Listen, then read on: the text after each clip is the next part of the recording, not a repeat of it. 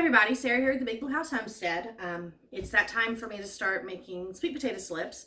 So this year I'm experimenting. I had some issues last year. Now, first of all, I'm just using store-bought sweet potatoes because I'm not going to go spend money to, get a lot of slips.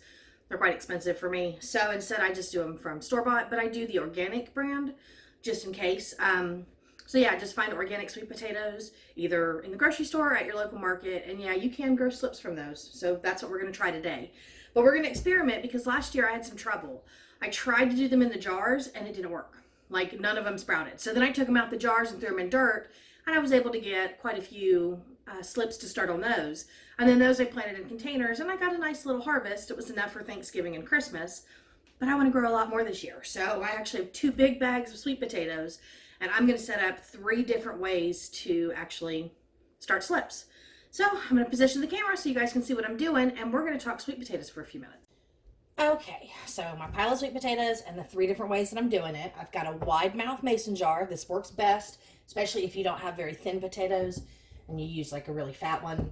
So a wide mouth mason jar. I've got a pie pan, and then I have a clear container that I'm repurposing, and then a green planter that I'm going to, bury in those as well.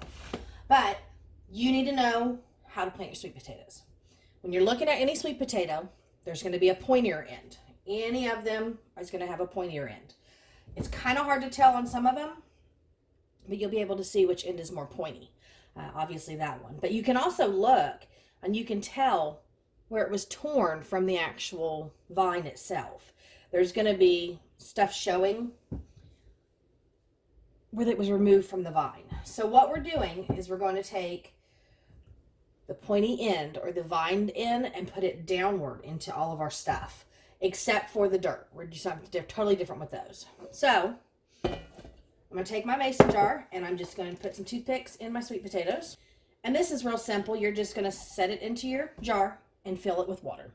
So let's fill it with water real quick. Okay, so I filled my jar almost to the top. I did it to this, 1 inch from the headspace from the top of the jar. And the reason for that is because I need this part to start growing. And I don't want the rest of the potato to stay wet. But this is all going to form root systems that will help the slips actually grow. You need to keep an eye on your water, and you need to refill it from time to time and change it out. If it starts to get murky, change it. And if it starts to go down, fill it back up because you really need this to be submerged. So that's real simple. We're just going to put this in a windowsill, a nice sunny location, and just let it start to do its growth. Now, the pie pan method, I saw this on a channel, and I can't remember whose it was, but I saw this on a channel, and they did this, and I thought, well, that's kind of cool. And what they did was they just put a thin layer of dirt across the bottom of a pie pan, and you don't have to use a good pan.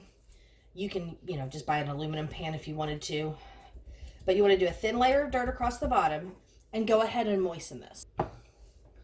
Now the moisture in the pan is going to benefit for the roots to form on the sweet potatoes themselves. So you're going to need to keep this moist from now on. I've seen a lot of people who just put these straight into like a dark cabinet or something, and that seems to work as well. But I thought with the dirt, that's going to promote more growth. So that's what I'm using. And this is just a potting mix. You can use anything that you have around. I'm sure it would grow in any type of medium. But all I'm going to do with this, press this down into the dirt some. And then that way I can get some of these roots to form. And I'm going to see if I can fit one of these little funky ones in here. Yeah. You just want to position to where that's coming upward. But yeah, so I've got 4 sweet potatoes in there. And then what I'm going to do now is I'm going to stick this in a cabinet. I would not do it in your kitchen cabinet under your sink because that's usually full of chemicals. So I'm going to put this in with like my Tupperware. But we're going to put this in a dark spot. And what's going to happen is I'm going to check on it every few days and make sure my soil's still moist, and I'll water as needed. But this should start to promote a lot of growth. If you feel like you need more dirt, you can put more dirt in here as well. But I'm going to try it this way because I want to find the best method that works for me. And that's why I'm experimenting. And that's a really good thing to do with gardening, is to make sure you experiment. So this is going to go into a dark cabinet now. All right. And then the last method is basically I'm going to bury them. I'm just going to make sure my soil's broken down. There's no clumps. That way the roots can take form where they need to.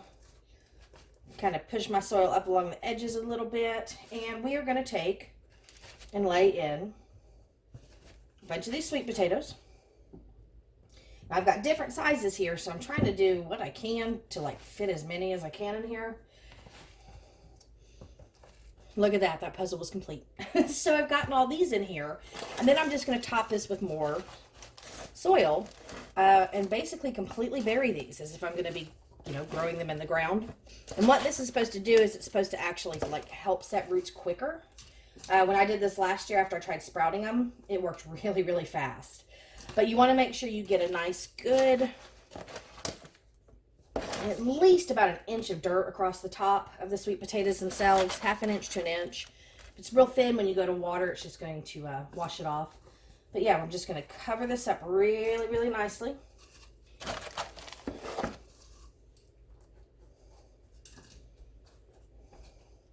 All right, and now I'm going to give it a nice water.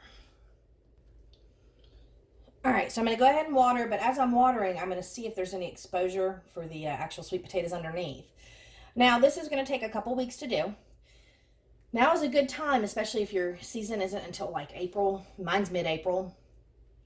In South Carolina, Zone 7B, and mine's in mid-April. So if your season isn't until, April or May, or sometimes even March, you can still do this.